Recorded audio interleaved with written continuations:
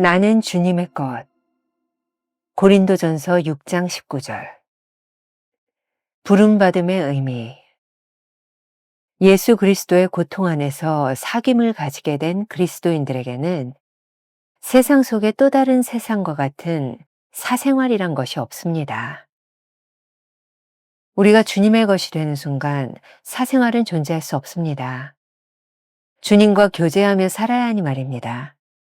더 적극적으로 말하자면 주님은 우리의 사생활을 깨뜨리셔서 하나님의 도구가 되게 하십니다. 우리의 몸이 성전이 되면 우리를 통해 세상이 하나님을 만나게 됩니다. 챔버스는 하나님께서 우리를 거룩하게 하기 위해서가 아니라 복음의 도구로 쓰기 위해 부르셨다고 여러 번 강조합니다. 복음의 도구가 되기 위해서는 기꺼이 찢겨지는 빵과 부어지는 포도주가 될 각오가 되어 있어야 합니다. 때로 우리 인생과 아무 상관없어 보이는 일들이 일어나곤 하지만 그 일을 통해 하나님은 우리를 복음의 도구로 사용하기를 원하십니다. 우리 인생은 하나님께서 쓰실 때 가장 가치 있는 삶이 됩니다. 주님께 뿌리를 두기. 주님과 함께하는 것은 반석이신 주님께 뿌리를 두는 것입니다. 주님께 부름을 받을 때 우리에게 고통이 찾아옵니다. 주님께서 우리를 쓰시기 시작할 때 우리 안에 깨져야 하는 것이 많기 때문입니다. 하지만 반석이신 주님께 뿌리를 두고 있으면 어떤 일이 발생해도 참을 수 있습니다. 주님께 부름받은 인생의 목적은 고통을 피하는 것이 아니라 고통을 통해 하나님과의 교제의 문을 여는 것입니다. 주님께 뿌리를 두지 못하면 삶의 고통 앞에서 대부분 쓰러지고 맙니다. 고통이 찾아올 때 자기 연민에 빠지면 헤어나올 수 없습니다.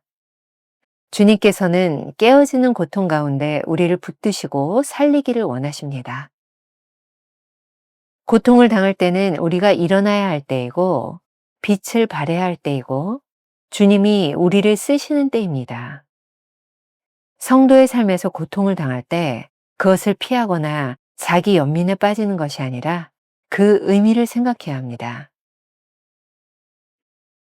만일 하나님께서 고통받은 마음을 통해 주의 목적을 이 땅에 이루신다면 당신의 마음을 아프게 하신 하나님께 감사하십시오.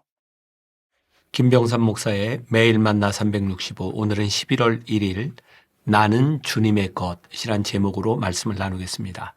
첫 번째 주제, 부름받음의 의미.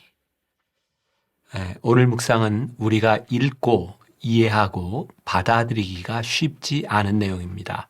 어쩌면 챔버스처럼 치열한 그런 신앙을 가지지 않은 사람들에게 어떻게 이런 삶이 가능할지 의문이 들기도 하는 부분입니다. 하지만 챔버스의 글이 오늘 본문 고린도전서 6장 19절에 근거하고 있음을 알아야 합니다. 우리가 주님과 교제를 가지면서 우리 몸이 우리 것이 아니라 하나님의 것임을 인정해야 한다는 말입니다. 오늘 묵상이 이렇게 시작하고 있습니다. 예수 그리스도의 고통 안에서 사귐을 가지게 된 그리스도인들에게는 세상 속에 또 다른 세상과 같은 사생활이란 것이 없습니다.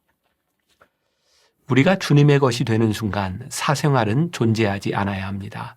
주님과 교제하는 삶을 살아야 하니 말입니다. 좀 더 적극적으로 이야기하면 주님은 우리의 사생활을 깨뜨려서 하나님의 도구가 되게 하십니다. 하나님께서는 주님의 것이 되게 하시기 위해 우리를 부르십니다. 우리의 몸이 성전이 되면 우리를 통해 세상이 하나님을 만나게 될 것입니다. A.W. 토저는 그의 책 능력에서 이렇게 이야기합니다. 부름받은 삶의 진정한 의미를 모르는 것에 대하여 지적하고 있는 것이죠. 읽어드리겠습니다. 지난 30년 동안 회심한 사람들을 대상으로 조사해 본 결과 대개 그들은 그저 예수님을 개인의 구세주로 받아들이라는 이야기를 들었을 뿐이다. 그 다음에는 모든 것이 다 좋아질 거라는 가르침을 받았다는 것이다. 아마 어떤 상담자는 그가 지금 영생을 갖게 되었으며 그리고 주가 오시기 전에 죽는다면 분명 하나님 나라에 갈 수 있다고 일러 주었을 것이다. 그리고 죽음의 순간이 찾아오기 전에 승리 속에 그를 데려가실 것이라고 일러 주었을 것이다. 이렇게 급히 하나님 나라로 들어온 뒤에는 더 이상 말해줄 것이 없다. 그런 식으로 회심한 사람은 망치와 톱을 가지고도 그것으로 무엇을 만들어야 할지 설계들을 가지고 있지 못한 것과 마찬가지다. 그는 어떤 건물을 만들어야 하는지도 모르면서 그저 주일마다 나와 연장을 갈아놓고 집에 돌아가서는 그것을 주머니에 넣어두는 구태의연한 신앙생활을 반복한다. 챔버스가 여러 번 강조했던 말이 있습니다. 하나님께서는 우리를 거룩하게 하기 위해서가 아니라 복음의 도구로 부르셨다는 것이죠. 나를 거룩하게 하려는 목적은 이기적인 것입니다. 자신을 거룩하게 하는 것이 신앙의 목적이라면 우리가 기꺼이 신발털이개가 되어 쓰임받는 것이 가능하겠습니까? 우리가 복음의 도구가 되기 위해서는 기꺼이 찢겨지는 빵과 부어지는 포도주가 될 각오가 되어 있어야 합니다. 때로 우리의 삶에는 자신의 인생과 아무 상관이 없는 것처럼 보이는 일이 일어납니다. 하지만 그 일들을 통해 하나님께서는 우리를 복음의 도구로 사용하시기를 원하십니다. 만일 우리가 자신에게 관계된 일에만 신경을 쓰고 자신의 일만 하려고 한다면 우리 자신이 복음의 장애가 될지도 모를 일입니다. 우리가 사는 세상에서 사생활이 없는 것은 불행한 일이 아니라 가장 고귀한 하나님의 계획에 쓰임 받는 것입니다. 우리 인생에서 가장 가치 있는 일은 무엇일까요? 우리가 하고 싶은 일을 할 때가 아니라 하나님께서 쓰실 때 진정 가치 있는 인생이 되지 않을까요? 우리가 마음껏 우리의 일을 하더라도 그것이 하나님께 버림받은 인생이라면 얼마나 불행한 일일까요? 우리가 기억해야 될 한 줄 노트.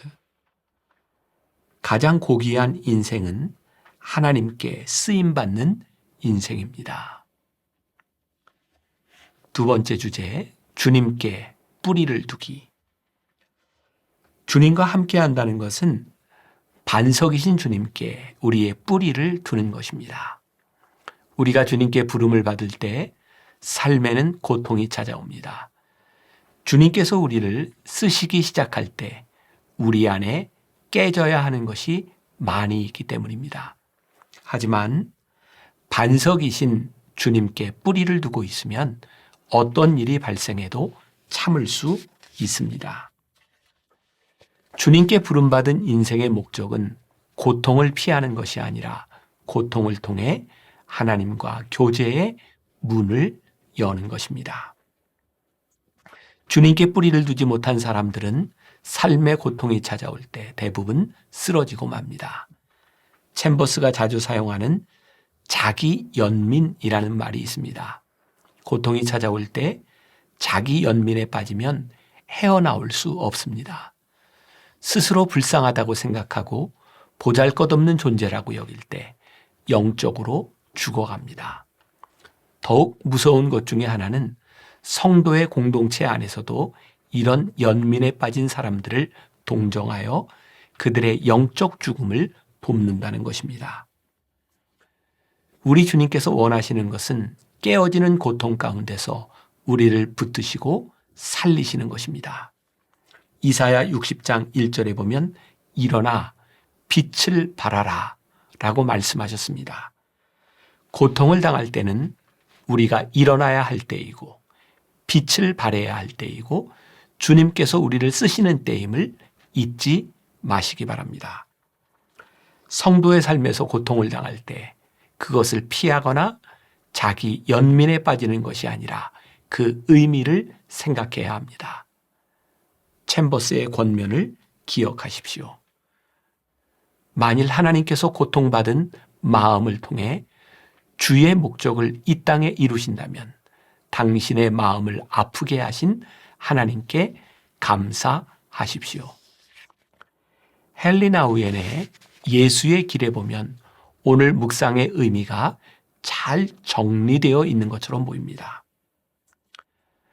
당신에게 들려주고 싶은 한 문장이 있다. 예수님의 아주 중요한 말씀으로 요한복음에 나온다. 내가 땅에서 들리면 모든 사람을 내게로 이끌겠노라.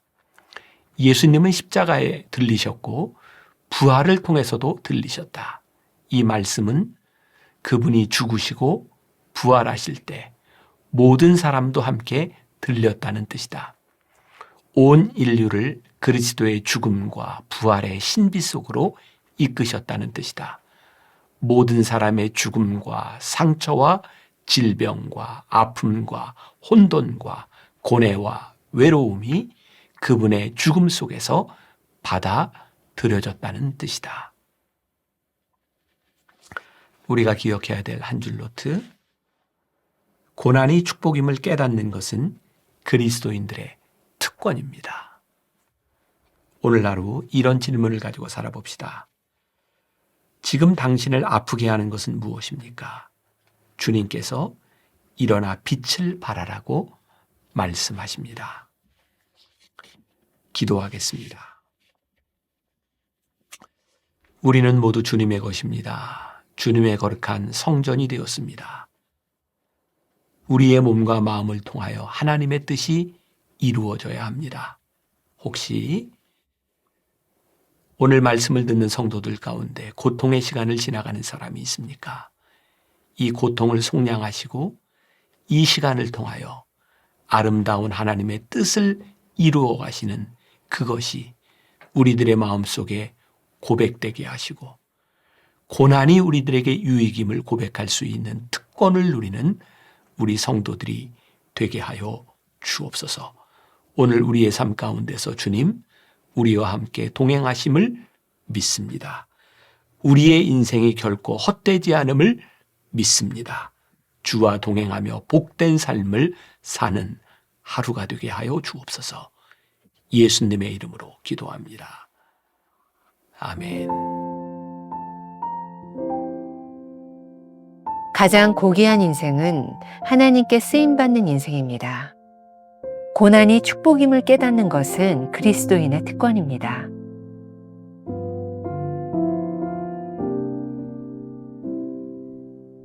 지금 당신을 아프게 하는 것은 무엇입니까? 주님께서 일어나 빛을 발하라고 말씀하십니다.